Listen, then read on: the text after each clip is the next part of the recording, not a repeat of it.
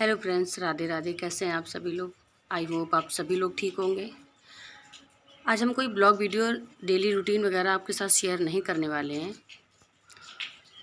Title देख के आपने समझ ही लिया होगा। तो आज हम शेयर करेंगे आपसे कोलकाता रेप कांड। क्या शेयर करें आप उसके साथ? बेटी पढ़ाओ बेटी बचाओ का जो हमारे देश में आंदोलन चल रहा है, तो क्या हमारे यहाँ बेटियाँ सेफ़ हैं? नहीं है। बेटियां पढ़ तो रही हैं लेकिन बच नहीं रही हैं। एक माँ बाप किस तरह से अपने बच्चों का भविष्य बनाने की कोशिश करते हैं कि बच्चा हमारा अच्छे से डॉक्टरी लाइन में पढ़े, जो अपना नाम रोशन करे, साथ साथ माँ बाप के नाम रोशन करे और देश के लिए सेवा भी करे। एक लड़की जिसने अभी अपनी सफलता की तरफ एक कदम ही बढ़ाया था, मेडिकल कॉलेज की स्टूडेंट थी, पढ़ाई कर रही थी, अभी जॉब भी कर रही थी। क्या होता है उसके साथ? क्या गलती थी उसकी? 36 घंटा की ड्यूटी करने के बाद अगर वो जाकर खाना खाने के बाद आराम करने जाती है तो क्या होता है उसके साथ? ये आप सभी लोगों को पता है। इतनी शर्मनाक घटना है कि बताते हुए भी शर्म आती है, रोंगटे खड़े हो जाते हैं।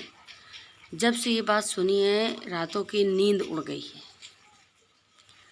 आप समझ नहीं सकते कि एक लड़की के ऊपर क्या बीतती है। हम तो आपसे कुछ बयान नहीं कर सकते हैं, क्योंकि एक औरत ही एक औरत का क्या दर्द बयान करे, नहीं समझ सकते। जब हम सभी लोग अपने घरों में चैन सुकून से सो रहे थे, तब वो लड़की दर्द से करहा रही थी। किसी ने उसकी आवाज़ नहीं सुनी, किसी ने नहीं। और क्या हुआ? क्या गलती थी उसकी कि बस वो अपनी 36 घंटा की ड्यूटी करने के बाद थोड़ी देर सेमिनार हॉल में लेटने चली गई थी, नींद लेने चली गई थी? उसके माँ बाप की क्या गलती थी कि उन्होंने अपनी बेटी को पढ़ने के लिए बाहर भेजा? बेटी से बात हुई, क्या माँ बाप पे बीती होगी जब उन्होंने अपनी बेटी को इस अवस्था में देखा होगा, खून से लहूलुहान देखा होगा? क्या बीती होगी उन माँ बाप पर? आप लोग समझ सकते हैं कि एक माँ बाप के लिए उसकी औलाद क्या मायने रखती है। जब बच्चा पढ़ने के लिए जाता, एक लड़की जो पढ़ने के लिए जाती, इतनी होनहार लड़की, हमारे आगे आने वाले देश का भविष्य, जिसको आज छीन लिया गया हमसे। हमारी बेटियां सेफ हैं? ये सब देखकर क्या हम अपनी बच्चियों को बाहर पढ़ने के लिए भेज सकते हैं? नहीं भेज सकते, क्योंकि हिम्मत ही नहीं होगी। कितने ही हैवान इस देश में ऐसे हैं जो घात लगाए बैठे हुए हैं। मैं भी एक बेटी की माँ हूँ।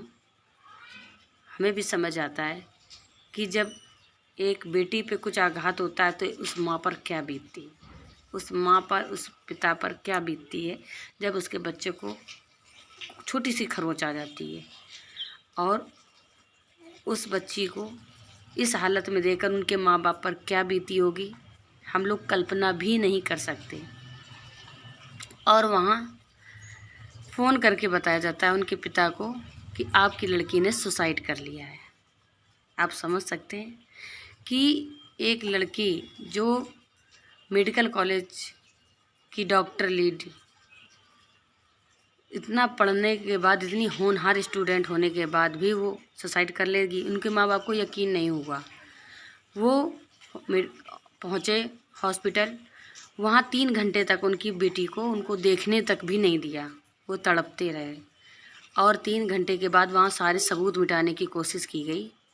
और जब उनको बेटी को उनका देखने को दिया गया तो वो अपनी बेटी को देख भी नहीं पाए। इस हालत में उनकी बेटी उनको मिली।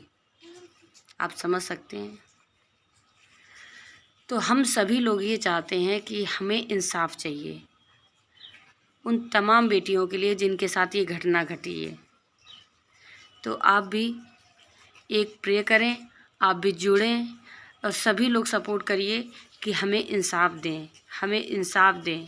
उस बच्ची के लिए हम इंसाफ चाहते हैं। मोदी जी से भी हमारी अनुरोध है कि हमें इंसाफ चाहिए उस बच्ची के लिए।